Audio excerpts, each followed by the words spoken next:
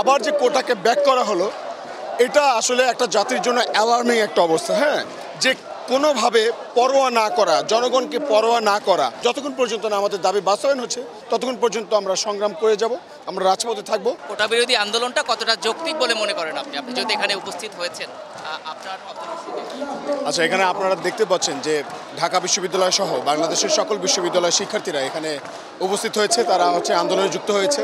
তো তারা সবাই মেধাবী, তারা এখানে সমবেত হয়েছে, অবশ্যই নিশ্চয়ই এটা যৌক্তিক দাবি হওয়ারই কথা, তাই না?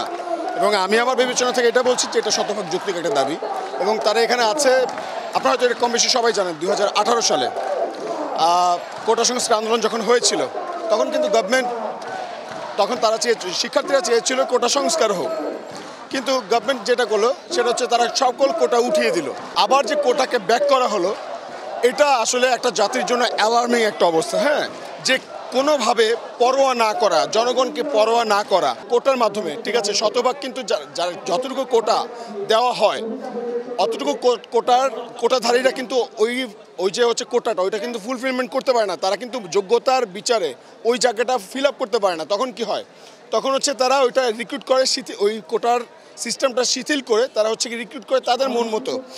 এইটা চাকরি বাণিজ্যের একটা অন্যতম লুপ। এই লুপটার মধ্যে আপনারা হয়তো জানেন, সবার একটা কম বেশি সে আছে, সবার প্রত্যেকে আমরা কথা বলি যে চাকরি নাকি হয় না, টাকা ছাড়া চাকরি হয় না, এরকম একটা সে কিন্তু আছে, কথিত আছে, প্রবাদ আছে। এই প্রবাদটা যে একেবারে মিথ্যা ব্যাপারটা এমন, এটা কিন্তু সত্য। দীর্ঘদিন যাবত এই যে কোটা ছিল না এতদিন, এই কথা কিন্তু প্রায় অনেকাংশে কমে গিয়েছিল। আমরা শুনেছি যে অনেকে নাকি টাকা ছাড়া চাকরি হয়েছে, অনেকেই বলেছেন। কিন্তু আপনি একটা জিনিস চিন্তা করেন, এই যে কোটা এতদিন ছিল না, এটা সুফল কিন্তু বাংলাদেশের মানুষ অনেকে পেয়েছে, যুব সমাজ পেয়েছে, চাকরির প্রত্যাশীরা পেয়েছে। আবার যখন কোটাকে কামব্যাক করানো হচ্ছে, তার মানে বুঝে নিতে হবে এই যে চাকরি বাণিজ্য যারা করেছে এতদিন যাবৎ, এদের যে একটা চক্র, এরা কিন্তু সক্রিয়ভাবে এখানে লিপ্ত হয়েছে এবং তারা ষড়যন্ত্র করে যাচ্ছে। সো আমরা কোনোভাবে এই যে চাকরি বাণিজ্যের যে সিন্ডিকেট, এদেরকে তো আমরা, এদের চক্রান্তকে আমরা সফল হতে দিব না। এখানে যারা শিক্ষার্থীরা যারা আছে, আপনারা কম বেশি সবাই দেখেছেন, আজকে সারা বাংলাদেশে বাংলা ব্লকেট চলছে। বাংলাদেশের সকল সড়ক, গুরুত্বপূর্ণ সড়ক, মহাসড়ক, রেল লাইন কিন্তু অবরোধ চলছে।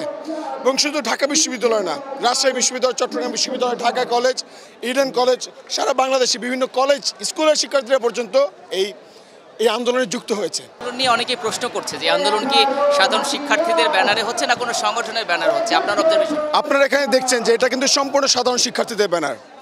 এখানে এত মানুষ হয়েছে, হাজার হাজার বলবো না, লাখ লাখ মানুষ, অলমোস্ট সারা বাংলাদেশ মিলে প্রায় কোটি শিক্ষার্থীরা হয়ে যাবে, ঠিক আছে। স্কুল কলেজ বিশ্ববিদ্যালয়ের শিক্ষার্থীরা মিলে সবাই কিন্তু আন্দোলনের সংহতি প্রকাশ করেছে এবং তারা আসছে, আন্দোলনে অংশগ্রহণ করছে। এখন অনেকে আবার বলছে, আপনি যে প্রশ্নটা করেছেন আমি বুঝতে পেরেছি যে আপনি কোন অ্যাঙ্গেল থেকে বলেছেন। অনেকে বলছে গভর্নমেন্টের বিভিন্ন পর্যায়ের নেতৃত্ব, স্থানীয় লোকজন বলছে যে এটা নাকি বিভিন্ন দলের লোকেরা এটা লিড দিচ্ছে বা প্রশ্নবিদ্ধ করার চেষ্টা করছে। এটা তো একটা পুরনো অপকৌশল, রাজনৈতিক অপকৌশল, যে কেউ যদি প্রতিবাদ করে তাহলে তাকে ট্যাগ দিয়ে দেওয়া, যে ও আমাদের লোক না, ও অন্য লোক, ও খারাপ লোক, ও পচা লোক, দুষ্ট লোক। এই যে ট্যাগ দেওয়া, এতগুলো শিক্ষার্থীকে কজনকে আপনি ট্যাগ দিবেন? আপনার কি মনে হয় না এইটুকু বিবেক কি মানুষের মধ্যে নাই যে এরা এদেরকে কেউ কিন্তু টাকা দিয়ে নিয়ে আসে না? এই টাকা দিয়ে নিয়ে আসছে আপনাদেরকে? টাকা দিয়ে আনছে কাউকে কিন্তু টাকা দিয়ে নিয়ে এসে নাই। এখানে কাউকে টাকা দিয়ে কেনা সম্ভব না।